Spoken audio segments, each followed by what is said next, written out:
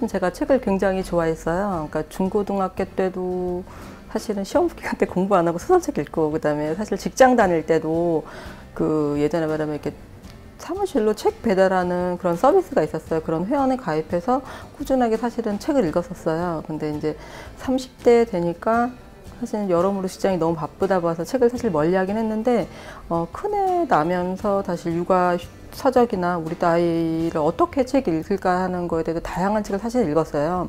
근데 그런 부분을 많이 접하다 보니까 아무래도 부모다 보니까 그런 부분에 관심 가지게 되고, 그런 쪽에 책 쪽에 있는 책들을 많이 읽다 보니까 사실 이런 사업을 한다는 사실 큰 무리는 없었었어요. 제가 할 수 있겠다.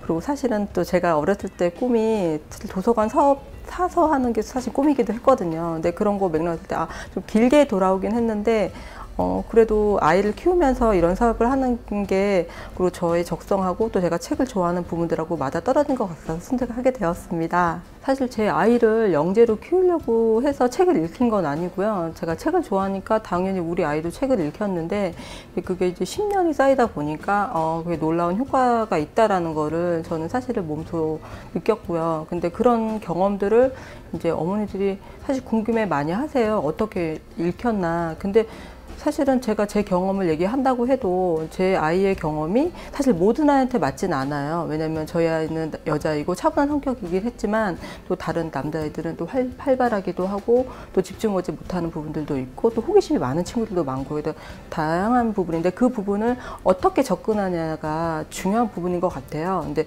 그런 부분들에서 어머니한테 많이 제 경험을 들려주고, 또 어머니들한테서부터 저도 또 어머니의 경험을 더 많이 듣는 부분들이 있거든요. 그런 부분 서로 대화하다 보면 이런 매개체가 돼서 어머니의 마음 도움을 줄 수 있고, 그다음 저도 많이 배우고, 그래서 그런 부분에 있어서 그 고객들과 소통하는 부분에 있어서는 많이 도움이 됩니다. 사실 처음에 한두 번은 부담이 됐었어요. 제가 읽어주는 책 놀이 수업이나 제가 읽어준 동화 구연들을 아들이 정말 즐겁게 느낄까?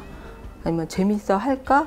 뭐 그런 생각을 했었어요. 근데 그거는 처음에는 저도 사실은 아이들하고 한두 달은 사실 회원들도 저랑 그 교감하는 그 익숙해지는 시기가 한두 달은 있어야 되는데, 저도 그 시기에 적응하는 시기고 우리 회원들도 저한테 적응하는 시기예요. 근데 그 처음에는 좀 서툴기도 하고 그랬지만, 횟수 거듭하다 보니까 그냥 내가 회원들 상대로 책을 읽어주는 게 아니라 내 아이 읽혀주듯이 우리 아이라 때문에 내가 하나라도 더 가르쳐 주려고 하고 하나라도 더 관심을 갖고, 이렇게 하다 보니까 내 애한테 서로 소통하면서 얘기하는 것처럼 우리 회원들한테도 물어보고 같이 대답해주고, 이렇게 하다 보니까 사실 책 읽는 부담감은 그렇게 많지는 않습니다. 근데 사실 이제 책놀이 수업을 하다 보면 좀 다양한 즐거움을 줘야 되는데, 그 부분을 하기 위해서 여러 가지 많은 노력을 하고 있습니다.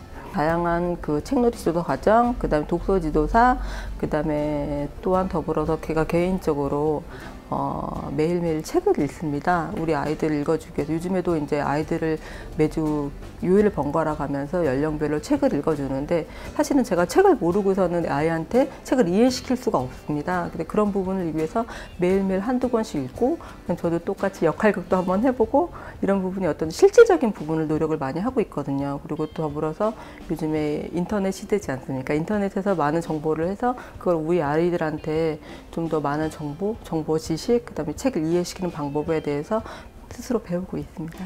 네. 일단 전망보다는 그런 생각을 해요. 그러니까 사실 책은 무조건 읽혀야 된다는 제 생각인데요. 근데 이제 주위에 보면 저희 동네에도 구립도서관이 2개가 있습니다. 20분 거리에 도서관이 있는데, 도서관 역할이라는 게 일단 책을 대여해주고 하는 어떤 기본적인 서비스밖에는 해줄 수 없다고, 그리고 책을 가까이 하기 위해서 사실 도서관이 굉장히 가까워야 되고 많은 도서관이 들어서야 되는데, 그런 그 나라의 공립적인 역할, 공공 부분에 대한 나라의 역할이 사실은 쉽지는 않다고 봅니다.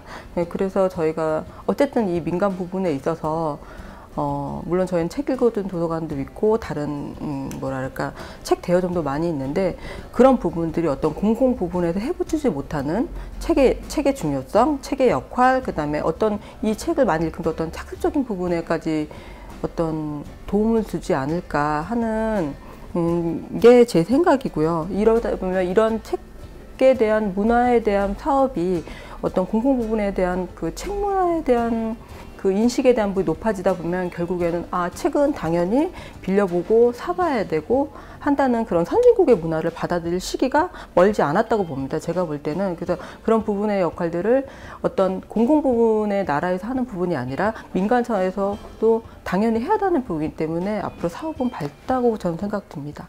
네, 여담이긴 한데요. 제가 이제 매일매일 뉴스를 봅니다. 사실은 안 좋은 소식이 많이 있는데 저희 자녀하고 사실 같이 봅니다.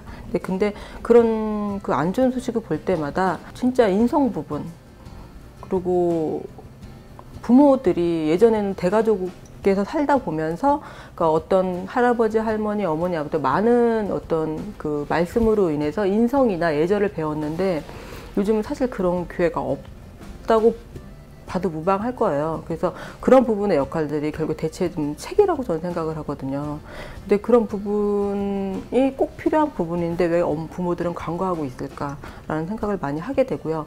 또 다른 소식은 뭐냐면 화요일인가 뉴스를 봤었을 때 전 세계적으로 전자책의 판매는 감소하고 페이퍼 책의 그 매출은 증가했다고 봐요. 결국에는 변화선 안 되는 것이 있다고 저는 생각하는데 그 부분이 바로 페이퍼 책 읽기입니다. 사실 페이퍼 책이나 전자책이나 정보 지식을 준다는 게 아니라 제가 볼 땐 페이퍼 책을 읽어야 되는 부분은 어떤 인성, 예절, 그 다음에 그 위에다 감성을 읽는다고 저는 생각을 하거든요. 그래서 이 부분에 있어서 좀 확실한 신념을 갖고 있는 부분이기 때문에 그 부분이 제가 그 부분에 한 가지 역할을 할 수 있다면 굉장히 좋은 거죠. 네.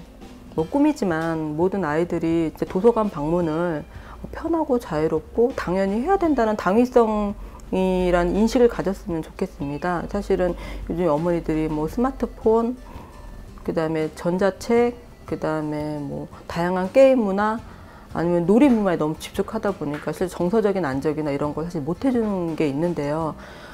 대부분의 엄마들이 그런 부분들이 많이 부족해하고 사실 공감도 많이 합니다. 근데 어떻게 하면 좋을까라는 걸 딱히 이렇게 시도를 못하는 부분들이 많아요. 근데 상담 오시는 어머니들 보면서 이 사업은 꼭 필요하구나라는 생각도 들고요. 그다음에 제가 한 가지 꿈이 있기는 해요. 사실은 얘기를 하다 보면서 저희 중랑구에 장애인 복지센터나 다문화 가정들이 굉장히 많습니다. 아마 여기 말고도 전 지역에 다문화 가정이 굉장히 많다고 하는데 사실 그 가능하다면 저희 본사와 아니면 그 공공 부분의 사업 부분 쪽의 복지 사업과 연계해서 다문화 가정에 사실 이 북트리 사과나무를 사실은 심어주고 싶습니다. 그래서 이 다문화 가정들의 그 부모들이 못 해주는 부분들에 있어서 어떤 그런 한 부분의 역할을 할 수 있는 프로그램을 개발하는 거 그런 게 사실은 어떤 향후 계획이긴 한데 그 부분은 이제 저만의 계획이긴 한데 어떤 이제 본사하고 많이 협의하고 그다음에 어떤 그 부분에 있어서 많이 할 수 있는 지금 다양한 생각을 갖고 있는데 그 부분이 꼭 좀 실현됐으면 하는 게 제 개인적인 바람입니다.